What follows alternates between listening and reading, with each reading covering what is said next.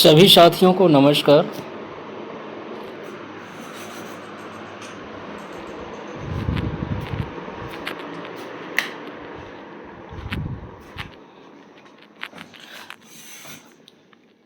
तो आज हम देखते हैं कि उत्तर प्रदेश लोक सेवा आयोग का जो सहायक अध्यापक प्रशिक्षित स्नातक श्रेणी, जिसमें पुरुष और महिला शाखा, परीक्षा 2025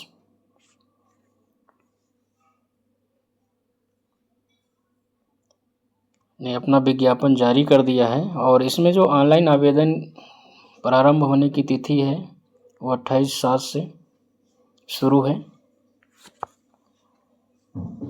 ऑनलाइन परीक्षा शुल्क बैंक में जमा करने और ऑनलाइन आवेदन स्वीकार करने के लिए जो अंतिम तिथि है वो 28/8 है और 28 अगस्त है। ऑनलाइन प्रस्तुत आवेदन में सुधार और संशोधन और शुल्क समाधान जो है, इसकी तिथि जो है 4 सितंबर है। तो जो लोग सहायक अध्यापक एलटी में आवेदन करने के योग्य हैं, अपनी योग्यता धारण करते हैं, तो वो जो है इसमें आवेदन कर सकते हैं। और इसके लिए अभी ऑनलाइन जो है प्रक्रिया शुरू हो गई है। तो आवेदन करने के लिए क्या महत्वपूर्ण है वो जानना ज़रूरी है। जैसे कि अगर सबसे पहले आवेदन करने के लिए आपको क्या चाहिए, ऑनलाइन आवेदन करने से पूर्व अभ्यर्थी को OTR पंजीकरण, OTR रजिस्ट्रेशन कर OTR नंबर को प्राप्त करना होगा। ऐसे अभ्यर्थी जिन्होंने OTR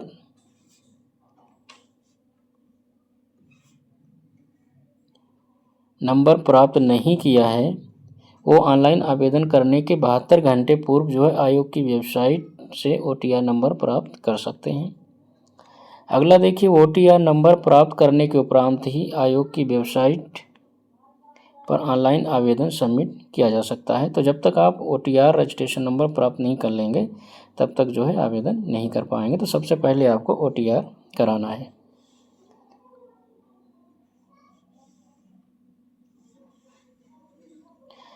अभ्यर्थियों को निर्देशित किया जाता है कि ऑनलाइन आवेदन करते समय सभी चरणों, जैसे कि OTR पहले करना है, फीस भुगतान करना है, फाइनल सबमिशन करना है, अर्हता संबंधी संशोधन, त्रुटि सुधार की सूचनाएं सॉफ्ट या हार्ड कॉपी के रूप में भविष्य हेतु सुरक्षित रखना होगा।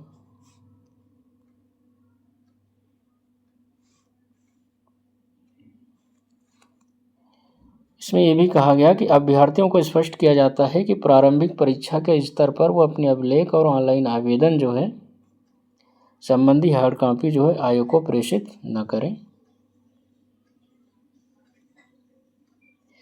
तो जो भी ऑनलाइन आपको करना है उसकी कॉपी जो है आयोग को नहीं प्रेषित करना है।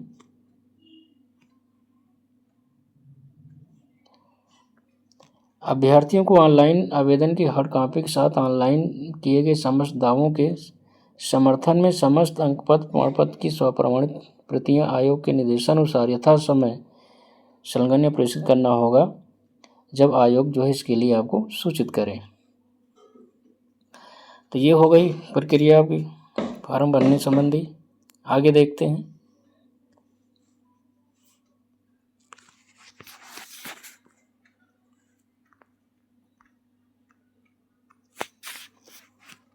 तो वैवाहिक स्थिति में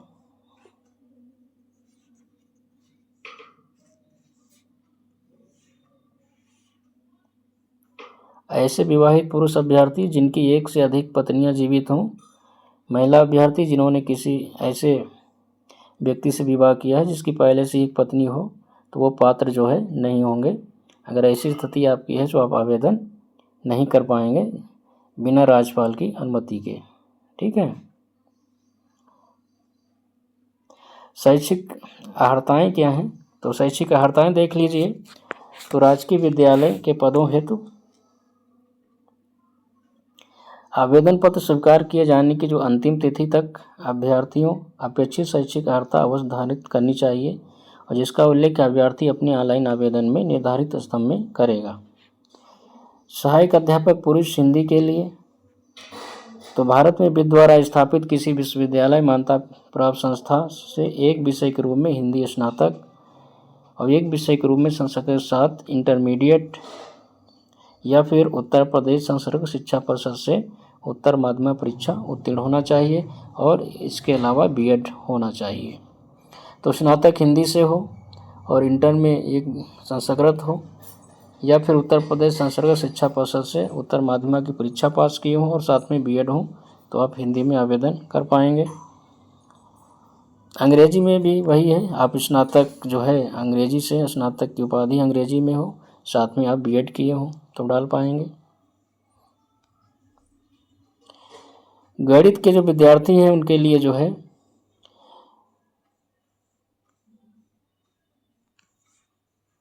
गणित के साथ जो है स्नातक की उपाधि होनी चाहिए, गणित के साथ स्नातक की उपाधि हो, साथ में बीएड हो तो अपना आवेदन कर पाएंगे। विज्ञान के विद्यार्थी हैं तो विज्ञान के अगर विद्यार्थी हैं आपके स्नातक में अगर भौतिक विज्ञान रसायन विज्ञान के साथ स्नातक की उपाधि है और प्लस बीएड है तो आप विज्ञान में डाल पाएंगे।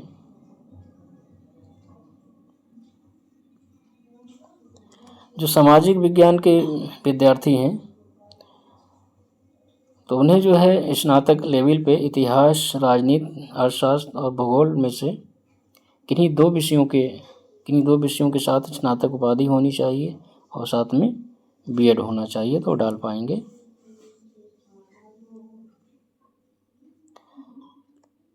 असिस्टेंट टीचर मेल या फीमेल कंप्यूटर के लिए तो इसमें बीटेक या बीई कंप्यूटर साइंस में है तो आप डाल पाएंगे। ग्रेजुएट इन कंप्यूटर साइंस अगर ग्रेजुएट हैं कंप्यूटर साइंस में तो भी डाल पाएंगे। ग्रेजुएट इन कंप्यूटर एप्लीकेशन आपके पास कोर्स है तब आप डाल पाएंगे, या फिर graduation degree along with the ये लेवल कोर्स फॉर नेलेट से अगर आपने किया है तब भी आप डाल पाएंगे, या फिर बीटेक ग्रेजुएशन कंप्यूटर साइंस के साथ एमसीए पोस्ट ग्रेजुएशन भी है तब भी आप डाल पाएंगे और साथ में आपको बीएड होना चाहिए। जब बीएड होगा तभी जो है आप डाल पाएंगे। बीएड ज़रूरी है, बिना बीएड जो है कोई भी डाल नहीं पाएगा, सबके लिए बीएड अनिवार्य कर दिया गया है। अगर आप उर्दू से स्नातक हैं और प्लस आप बीएड हैं तो भी आप उर्दू के लिए डाल पाएंगे।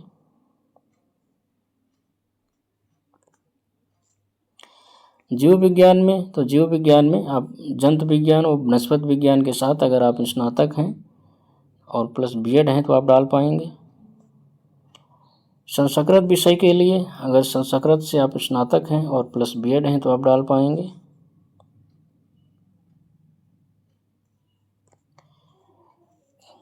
कला के लिए जो है तो अब कला के लिए स्नातक, कला के साथ स्नातक की उपाधि भारत और साथ में कला स्नातक के साथ साथ बीएड अगर आप हैं तो डाल पाएंगे। और इसके अलावा भारत में वित्त द्वारा स्थापित विश्वविद्यालय संस्था से ललित कला बीएफए स्नातक भारत वित्त द्वारा स्थापित अगर बीएफए वाले स्टूडेंट हैं तो वो भी इसमें डाल पाएंगे। इस बार इंटर प्रावैधिक वालों का हटा दिया गया है, जो खाली इंटर प्रावैधिक से किए हैं वो नहीं डाल पाएंगे। इसी प्रकार संगीत से है तो जो महत्वपूर्ण विषय थे उनके विषय में हमने जो है जानकारी दे दी है। अधिमानी अहर्ता, तो अधिमानी अहर्ता में जो है इसमें ऐसे विद्यार्थी जिन्हें जैसे प्रादेशिक सेना में कम से कम 2 वर्ष की अवधि सेवा की हो, ये राष्ट्रीय कैडेट कोर भी प्रमाण पत्र हो तो इनको जो है अधिमानी अहर्ता जो है कुछ दी जाएगी। आयु सीमा के संबंधित जानकारी देख लीजिए। तो आयु सीमा से संबंधित जो है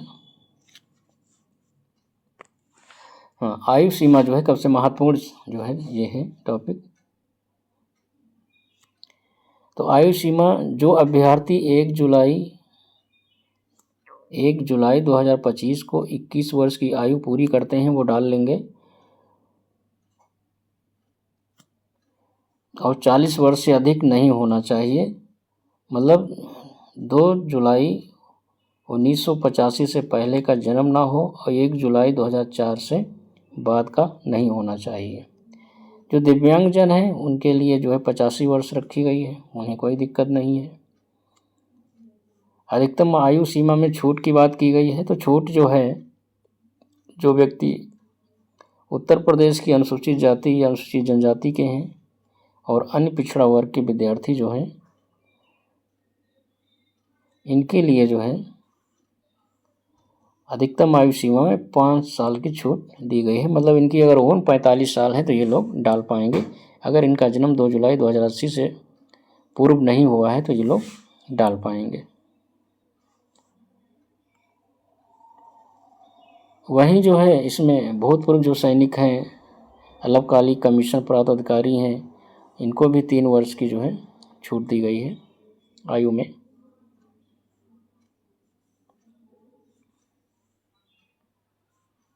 तो इस प्रकार से महत्वपूर्ण जानकारी आयु से संबंधित थी।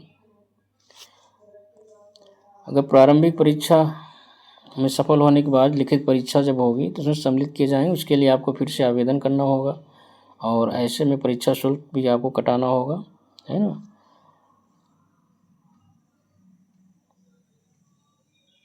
जो उत्तर प्रदेश के बाहर के अभ्यर्थी होंगे उन्हें 200 रुपये, ऑनलाइन प्रक्रिया शुल्क 25 मतलब 225 रुपये कटाना होगा। अनुसूचित जाति जनजाति के लिए 80 रुपये होगा और 25 मतलब 105 रुपये कटाना होगा। तो इस प्रकार से शुल्क की प्रक्रिया है जो आपको भुगतान करना होगा।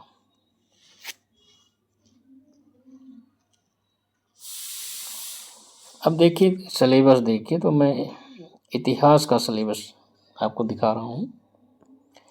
तो इतिहास का जो सिलेबस है, इतिहास विषय का टीजीटी के लिए जो सामाजिक विज्ञान से डाल रहे हैं, तो इसमें इतिहास में जैसे भारतीय प्रागैतिहासिक संस्कृतियों की प्रमुख विशेषताएं हैं, सिंधु घाटी की प्रमुख विशेषताएं हैं जिसमें मूर्तियां हैं, मोहरे हैं, धर्म से संबंधित हैं। पूर्व वैदिक कालीन राजनीतिक समाज है, अर्थव्यवस्था, धर्म है, उत्तर वैदिक कालीन है, जैन धर्म, बौद्ध धर्म, वैष्णव शैव धर्म की विशेषताएं हैं। तो ये इसमें शामिल है। मौर्य काल देखते हैं तो मौर्यों की उत्पत्ति, चंद्रगुप्त की उपलब्धियां, उनका शासन प्रबंध, सार्वजनिक कार्य, अशोक के अभिलेख, अशोक धम्म प्रचार, लोक कल्याणकारी कार्य, अशोक का मूल्यांकन और मौर्य साम्राज्य के पतन के कारण। गुप्त वंश शामिल है जिसमें चंद्रगुप्त प्रथम, समुद्रगुप्त। तो गुप्त वंश से संबंधित हुड़ का आक्रमण प्रभाव है, गुप्त साम्राज्य का पतन है। तो ये गुप्त साल में, गुप्तों में जो छोटे छोटे राज्य हैं प्राचीन भारत में उनको नहीं लिया गया है, तो उन पर ध्यान नहीं देना है। तो प्राचीन भारत में मौर्य काल है, गुप्त वंश है, उसके बाद सीधे चोल काल पढ़ेंगे। तो चोलों को जिसमें जो भी राजाएं हैं इनकी स्थानीय स्वशासन प्रणाली है, चोलकालीन कला संस्कृति है ना, इसके विषय में। और इसके बाद जो है हमें प्राचीन भारत में कुषाण, शक, हुड़, ये सब चीज़ें इनको नहीं पढ़ना है।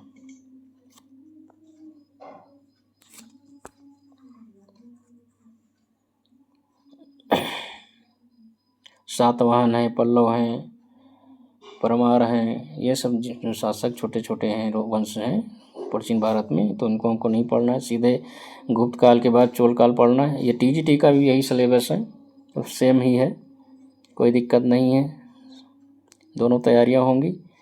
फिर देखते हैं विदेशी आक्रमण है। तो विदेशी आक्रमण में अरबों का, गजनी का, मोहम्मद गोरी का, इनको पढ़ना है, इनके प्रभाव पढ़ना है, ठीक है। दिल्ली सल्तनत पढ़ना है, गुलाम वंश पढ़ना है, बहमनी और विजयनगर साम्राज्य, मराठों का उदय और इनका पतन देखना है। मध्यकालीन जो संस्कृति है जैसे सूफी भक्ति आंदोलन है, स्थापत्य कला है, इनके विषय में।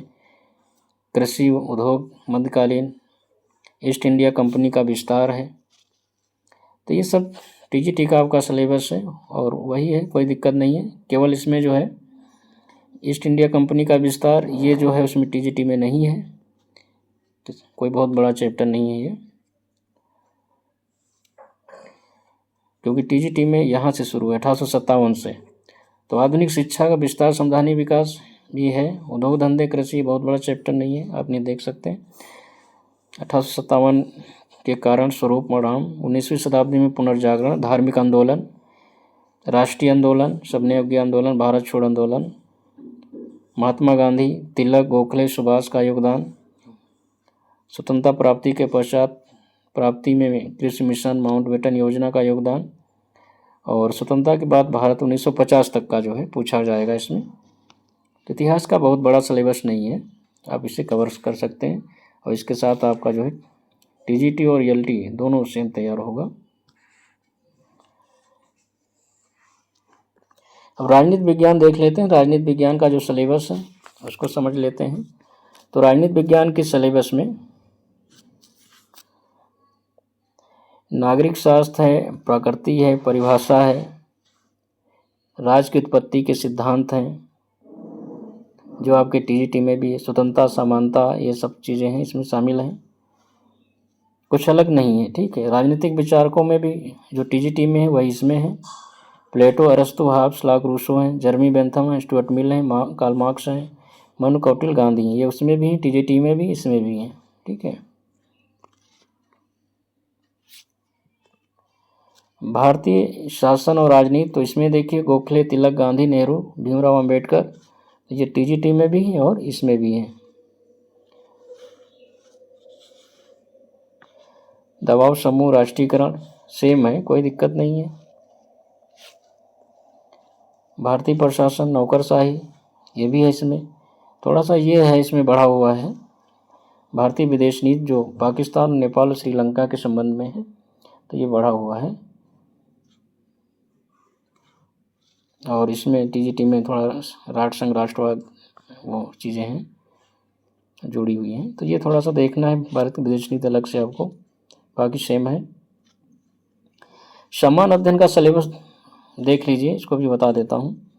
तो समान अध्ययन में क्या पढ़ना है आपको? समान अध्ययन में जो है टीजीटी के लिए भारत का राष्ट्रीय इतिहास, राष्ट्रीय आंदोलन, तो इसे आपको अलग से नहीं पढ़ना है। जब आप इतिहास पढ़ेंगे आप उसी में आपको इसका कवर हो जाएगा। ठीक है। दूसरा, अगर आप इतिहास और राजनीति विज्ञान एक साथ ले रहे हैं तो आपको जो है ये वाला पोर्शन आपका भी संविधान है, राजनीतिक व्यवस्था, पंचायती, ये आपको नहीं अलग से पढ़ना है, ये उसी के साथ आपको कवर हो जाएगा। जो भूगोल वाले विद्यार्थी होंगे उनको भूगोल का पोर्शन भी इसी से कवर हो जाएगा, तो उसको जीएस के लिए आपको अलग से नहीं पढ़ना है। जो अर्थव्यवस्था वाले होंगे उनको ये अर्थशास्त्र का कवर हो जाएगा। और इसके अलावा जो अन्य चीज़ें हैं, तो राष्ट्रीय अंतर्राष्ट्रीय महत्व की घटनाएं हैं, तो आपको समसामयिक पढ़ना है। खेल कूद से संबंधित प्रश्न भी होंगे, जो करंट भी होंगे और बेसिक भी होंगे। कृषि से संबंधित क्वेश्चन होंगे। कृषि है जिसमें कृषि उत्पादन है, विपणन है, कौन पहला प्रथम है, इस प्रकार से कौन फसल कहाँ कैसे क्या उपजाई जाती है, इस प्रकार से। समान विज्ञान भी इसमें आपको पढ़ना है समान अध्ययन में। तो ये विज्ञान के प्रश्न जो दैनिक अनुभव पर आधारित होंगे, बहुत कठिन नहीं होंगे, दैनिक उपयोग में आने वाली जो विज्ञान से संबंधित क्वेश्चन है तो दैनिक अनुभव पर आधारित होंगे, समान प्रबोध की जानकारी पर आधारित होंगे, बहुत डीपली नहीं पूछा जाएगा। विज्ञान और प्रौद्योगिकी की क्या भूमिका है, इससे संबंधित भी क्वेश्चन होंगे। बाकी समान रूप से अंकगणित, बीजगणित, रेखागणित के कुछ क्वेश्चन होंगे, आप नहीं देखना है। तो इस प्रकार से जो है ये आपका समान अध्ययन का सिलेबस है, तो घबराने की ज़रूरत नहीं है। समान अध्ययन में 2 पोर्शन तो आपके ऐसे ही आपके उस जो आप सब्जेक्ट तैयारी करेंगे उसी के साथ तैयार हो जाएंगे। तो स्नातक श्रेणी में महिलाओं की जो वैकेंसी है उनको देख लेते हैं। तो महिलाएं जो हैं वो अपना देख लें। तो जैसे कि हिंदी में 119 हैं रिक्त पद हैं महिलाओं के, 50 अनारक्षित हैं और फिर 11 हैं। 119 में 50 जो है समान की हैं, 11 EWS की हैं, पिछड़े की 32 हैं और ये जो है एसी की 24 हैं, अनुसूचित जाति की 2 हैं, 4 हैं। तो इस प्रकार से हिंदी में है। ये अंग्रेजी में भी आप देख सकते हैं, अंग्रेजी में ये है अंग्रेजी का, इस प्रकार से टोटल 113 है, जिसमें जनरल की 145 हैं, EBS की हैं, OBC की हैं और ये अनुसूचित जाति की हैं। तो इसमें सबसे ज़्यादा गणित की हैं, गणित में 537 है, जनरल की 217 हैं और EBS की 53 है, OBC की 144 है और SC की 112 है। तो इस प्रकार से अनुसूचित जनजाति की 11 है। तो इस प्रकार से गणित में सबसे ज़्यादा जो है इस बार सीटें आई हैं। फिर दूसरे नंबर पे विज्ञान है। विज्ञान में भी अच्छी खासी वैकेंसी है इस बार। जनरल में टोटल जो है 573 है, जनरल में 231 है, ईवीएस में 57 है और ओबीसी में 154, एससी में 119 है। सामाजिक विज्ञान में भी महिलाओं में जो है ये रहे कुल 140 है, फिर जनरल की 57 है, ईवीएस है, ये है। जीव विज्ञान में जो है ये है कला और संस्कृति। तो इस प्रकार से आप जो है कला में देख सकते हैं, इस प्रकार से हैं। संस्कृति में भी आप देख सकते हैं। तो अच्छा ठीक है, लेकिन सबसे ज़्यादा जो गणित विज्ञान के छात्र हैं इन लोगों की संख्या भी कम होती है और बाकी वैकेंसी बहुत अच्छी, काफ़ी अच्छा मौका है इन लोगों के लिए। कंप्यूटर साइंस की भी बहुत अच्छी वैकेंसी है। जो लोग कंप्यूटर से हैं ऐसे कम ही विद्यार्थी होंगे इस लाइन में, जो भी होंगे मैंने बीएड किया रखा होगा तो उन लोगों का हो जाएगा, कोई दिक्कत नहीं है, आसानी से। पुरुषों में देख लेते हैं क्या भर्तियों का जो है स्थिति है। तो पुरुष शाखा में जो है हिंदी में 568 हैं, जिसमें जनरल की 230 हैं और ईडब्ल्यूएस की 56 है और पिछड़ा वर्ग की 153 है और अनुसूचित जाति की 118 हिंदी में है। दिव्यांगों के लिए भी अलग हैं, भूतपूर्व सैनिकों के लिए भी अलग हैं, स्वतंत्रता सेनानियों के भी अलग हैं, सबके लिए वह इस बार कोटा अलग अलग दिया गया है। खिलाड़ियों के लिए भी इसमें सीटें निर्धारित की गई हैं। अंग्रेजी में भी बहुत अच्छी खासी वैकेंसी हैं, 540 हैं, 217 जनरल के लिए हैं, ये सब चीज़ें हैं। गणित में भी आप देख लीजिए काफ़ी अच्छी वैकेंसी है, जिसमें जनरल की 226 है, पिछड़ा वर्ग की 148 है, अनुसूचित जाति की 116 है और विज्ञान में भी आप देख लीजिए इसमें भी बहुत अच्छी हैं, 160 जो है अनुसूचित जाति की हैं, 205 पिछड़ा वर्ग की हैं, 308 जो है अनारक्षित हैं, 764 जो है 64 जो है टोटल है। सामाजिक विज्ञान के जो छात्र हैं तो उनके लिए भी 561 हैं, इसमें जनरल की 226 हैं, 56 जो ईवीएस कोटे की हैं, 150 ओबीसी की हैं, 118 एससी की हैं, 11 अनुसूचित जनजाति की हैं और ये जो है विकलांग वालों के लिए भी अलग अलग कोटा है। जीव विज्ञान में भी अच्छी खासी वैकेंसियाँ हैं। तो जीव विज्ञान में भी देखिए 185 हैं, 76 हैं, 18 हैं, 50 हैं। कला में भी देख लीजिए तो इसमें भी अच्छी खासी वैकेंसी हैं। तो सारे सब्जेक्टों में ठीक ठाक वैकेंसियाँ हैं। तो इस प्रकार से आप लोग जो है इन्हें देख सकते हैं। शारीरिक शिक्षा वाले जो बीपीएड किए हैं वो भी डाल सकते हैं। कंप्यूटर साइंस में भी पुरुष में इसमें कंप्यूटर साइंस में भी बहुत अच्छी वैकेंसियाँ हैं। 126 अनुसूचित जाति की हैं, ओबीसी की 162 हैं, जनरल की 241 है। तो जो भी कंप्यूटर डिग्री के साथ अगर बीएड है तो वो इसमें पात्र हैं, इसके लिए बैठ सकते हैं। आगे देखिए पेपर संबंधी देखिए। तो जो प्रथम चरण जो प्रारंभिक परीक्षा है तो उसका जो सामान्य अध्ययन वैकल्पिक मुख्य विषय सामान्य अध्ययन होगा, वैकल्पिक मुख्य विषय होगा, जिसमें एक प्रश्न पत्र वैश्विक प्रकार का होगा, 150 प्रश्न होंगे, जिसमें सामान्य अध्ययन के 30 होंगे और वैकल्पिक विषय के 120 होंगे। कुल अंक 300 होंगे, प्रत्येक 2 अंक का होगा, समय जो है 2 घंटे का होगा। जो सामाजिक विज्ञान के विषय हैं उनके लिए ये है कि इसमें 4 खंड होंगे, 4 खंडों में 2 खंड भूगोल, इतिहास, अर्थशास्त्र, नागरिक शास्त्र में से 2 खंड आपको जो भी आपने तैयारी की उनको करना होगा, उनके 67 प्रश्न होंगे, ठीक है। तो द्वितीय चरण में जो मुख्य परीक्षा है, मुख्य परीक्षा में ये वैकल्पिक विषय से संबंधित होगा। एक प्रश्न पत्र होगा, प्रश्नों की संख्या 20 10 प्लस की होगी, कुल अंक 200 होंगे, 80 प्लस 120 अंक मतलब 200 अंक का होगा, 3 घंटे समय रहेगा इसमें। तो मुख्य वैकल्पिक विषय जो मान लो कि आपका इतिहास है, इतिहास के बाद अगर नागरिक शास्त्र लिया है तो उनसे क्वेश्चन आएंगे। तो इस प्रकार से 4 खंडों में होंगे, इसमें 2 खंड आपको करने होंगे जिसकी तैयारी आपने की है। तो इस प्रकार से मुख्य परीक्षा का है।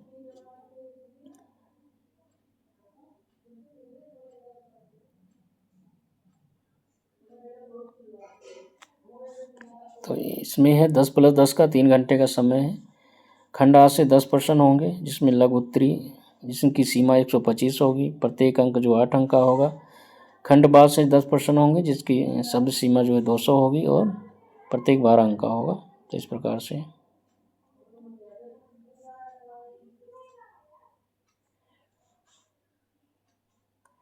ठीक है। तो इस प्रकार से हमने जो है पेपर के विषय में भी आपको बता दिया है।